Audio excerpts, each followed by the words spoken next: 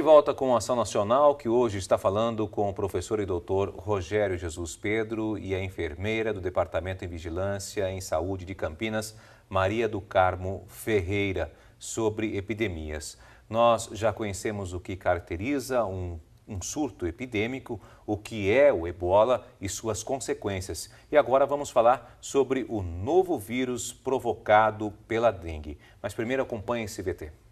Basta um pouco de água acumulada para as larvas do mosquito da dengue se reproduzirem. Com restos de construção e outros depósitos de água parada, esta chácara próxima a Brasília oferece risco a todos ao redor.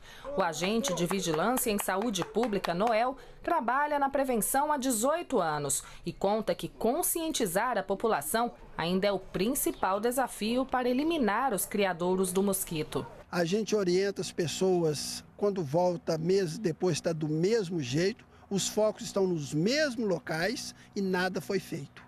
Já o vizinho dessa chácara, o caseiro João, é um exemplo a ser seguido. Toma todos os cuidados para evitar o mosquito Aedes aegypti, que além da dengue também pode transmitir a febre chikungunya, doença que chegou recentemente ao Brasil. Um dos maiores cuidados que eu tenho aqui é que tem muita garrafa de cerveja, aquele litrão. Eu deixo elas de cabeça no chão, virada para não acumular água, vasos. É difícil algum ter um prato.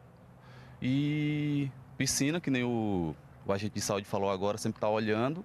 Os sintomas da dengue e da chikungunya são muito parecidos. Podem até ser confundidos na primeira fase de contágio. Febre alta repentina, dor de cabeça e nas articulações, além de manchas avermelhadas pelo corpo, são alguns deles. Mas o Ministério da Saúde alerta para alguns sinais que são típicos do agravamento da dengue, que, diferente da chikungunya, pode levar à morte. Todas as equipes de saúde que atuam nas unidades básicas, nas UPAs, no SAMU, nos postos de urgência, estão sendo orientados através dos protocolos clínicos para que possam reconhecer os sintomas, tanto de dengue como chikungunya, que são muito comuns, tá certo? Mas também ficarem alertas para os sinais de agravamento da dengue, tá certo? Vômito, dores abdominais, que não estão presentes no chikungunya, certo? E que são fundamentais para que possa ter um manejo clínico adequado, certo? Evitando este agravamento e prevenindo o óbito por dengue. Bom, tá aí um VT que explica um pouquinho sobre como combater a questão da dengue. A gente já vai aprofundar o assunto, porque as pessoas sabem que não pode deixar garrafas, né, nem pratos, enfim, latinhas descobertas aí, porque realmente o mosquito transmissor vai se proliferar. Agora, foi considerado aí, como é que foi considerado pelos profissionais da saúde a criação da vacina contra a dengue? Que agora saiu a vacina contra a dengue, né? Que foram 20 anos de estudo. Como é que está isso daí? Então, a vacina contra é um velho sonho dos sanitaristas, da medicina, dos infectologistas, das pessoas que trabalham nessa área. Porque dengue é uma doença, é uma pandemia mundial, viu? Ela tem aqui... Mas tem em outros países da América, em vários outros países. Tem na região tropical do mundo, né? Tem uma área os locais onde a doença pode se estabelecer, envolve alguns bilhões de pessoas na região tropical. Então, de maneira que essa é uma epidemia, a maior epidemia a maior arbovirose, a epidemia. A doença mais comum entre as arboviroses é a dengue. E a dengue é uma doença que a gente conhece bem aqui no Brasil, porque a gente convive com ela já há algum tempo. Campinas tem uma experiência muito grande com dengue. E sabe que é uma doença que, por ser muito frequente, as pessoas aprenderam a diagnosticar, mas sabe que ela é uma doença que tem alguma gravidade. As formas hemorrágicas da dengue são desastradas ou são desastrosas. Perde muito doente todos os anos. De maneira que a conquista de uma vacina, a gente sabe como combater o dengue, mas você vê que não consegue controlar, porque o vetor, ele tem hábitos urbanos e ele tem lá um jeito de proliferar que faz com que as ações de saúde não tenham sido eficientes. Aqui eu vou abrir um parênteses para lembrar o seguinte, o dengue o Aedes aegypti transmite a febre amarela urbana, que já não existe mais no país, que foi erradicada em função do combate ao vetor lá nos idos de 1900. Aplicando a vacina. Não. Não. Combate ao vetor pelo Oswaldo Cruz, que é um dos maiores sanitaristas brasileiros, que é um patrono dos sanitaristas, né, brasileiros. Ele combateu no Rio de Janeiro com a febre amarela, dizimou a população brasileira. No Rio de Janeiro, 40% da população brasileira do Rio de Janeiro foi dizimada no começo do século passado, entendeu? Por causa da febre amarela.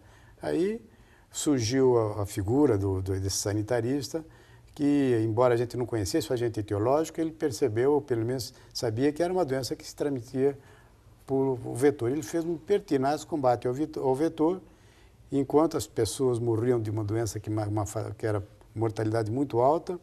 Ele era profundamente criticado por não agir em relação à atenção aos doentes, a doença, que até hoje não tem tratamento nenhum.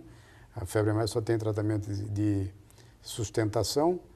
E ele combateu o vetor. E depois de algum tempo a doença foi controlada. E mais que isso, foi erradicada do país, combatendo com combate pertinaz ao vetor. Isso foi nos idos do no começo do século passado. Então, nós temos uma experiência brasileira que fez com que o Brasil, em 1940, em 54, o Brasil foi considerado livre de febre amarela porque tinha combate, o vetor não existia mais. Dengue já existia, nem se comentava, mas agora o mesmo vetor voltou, em 67 ele voltou ao país e nós não temos mais as contenções, os mecanismos de contenção que a gente na época podia dispor. O modo de produção, né, o costume da sociedade, que é o difícil. E a gente tem que conscientizar a população em relação ao combate ao vetor. Os determinantes, hoje, por exemplo, a ocupação dos espaços no país está anárquica. Favelas, ocupações, falta de estrutura sanitária. Como é que você vai combater um vetor que fica em volta dessa ocupação desordenada dos espaços? O fato é que a gente, embora tenha todos os mecanismos que saiba, a gente não tem eficiência no combate. Essa falta d'água que a gente está vivendo agora na região sudeste, principalmente, nesse período de estiagem, que agora parece que está terminando, leva a gente a ter muita preocupação, porque as pessoas que já não acumulavam água em casa, porque tinha, né, água na torneira, agora podem passar a acumular baldes, a gente vê na televisão, né? A gente vê, então tem que ter um cuidado com essa água, porque é o que o Aedes gosta para se proliferar, né? E uma transmissão, como a gente viu no país, as epidemias grandes. Essa água coletada da chuva, no caso, que a gente está vendo eles da máquina, qualquer água. E tudo água parada. E os reservatórios não precisam ser grandes. Não adianta você ter piscina, caixa. Uma tampinha de cerveja serve. E como é que eu devo manter isso em casa? Eu tenho, por exemplo, muita gente assistindo a gente que está fazendo isso. E como é que eu devo manter? Tampado, né? Sempre. De preferência telado, com uma tela milimétrica, que o mosquito não possa entrar para colocar seus ovos ali. E depois da tela a tampa. O mesmo cuidado com a caixa d'água, que às vezes está lá no forro da casa, a gente não olha e ela está aberta. Ele é um grande criador de uma importância muito grande na transmissão da dengue. Agora eu quero perguntar para vocês sobre chikungunya. Eu não respondi a questão da vacina. Da vacina. Porque nós falamos do o senhor conclui, então. Porque a maneira clássica de combate é combatendo o vetor, que é eficiente, entendeu? A gente sabe o mecanismo. Agora, a maneira, agora acrescentar, vai estar colocada uma nova arma eficiente, que é a vacina. A vacina é uma conquista da medicina moderna, viu? Depois de 20 anos de pesquisa, a gente conseguiu agora ter uma vacina que é capaz de vacinar contra os 4 sorotipos da dengue. Não é uma vacina boa, a eficiência dela está em torno de 60%. Contra os sorotipos 3 e 4 é boa. Contra os sorotipos 1 e 2, que são os mais importantes, casos mais graves. Que fazem casos mais graves, ela não é tão eficiente. Mas nós dispomos agora de uma vacina que evita 60% a 70% dos casos se ela for aplicada numa comunidade. Sim. E, além disso, a vacina ela evita formas graves. Dá 95% de proteção contra as formas hemorrágicas, que são que realmente apavora, vamos dizer assim, na questão da dengue. Então, quer dizer, nós temos uma vacina agora que vem, o ano que vem já começa, que tem aí uma nova arma tão importante quanto, por exemplo, o combate ao vetor, que nunca pode deixar de ser de ser... Dos dois lados agora, né? Se somam, né? Se somam, né? Eles se completam e a gente vai ter uma arma boa.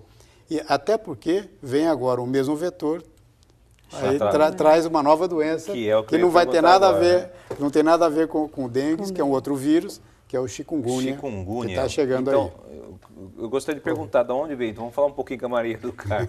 Bom, da onde veio, como é que chegou ao Brasil? É a mesma coisa que a dengue? Tem o mesmo parentesco? Como é que é isso? Não, ele é um outro vírus, não é nem primo, nem irmão da dengue, é só o mesmo vetor, né? Isso é importante. O vetor que a gente fala é o mesmo mosquito transmissor. Isso.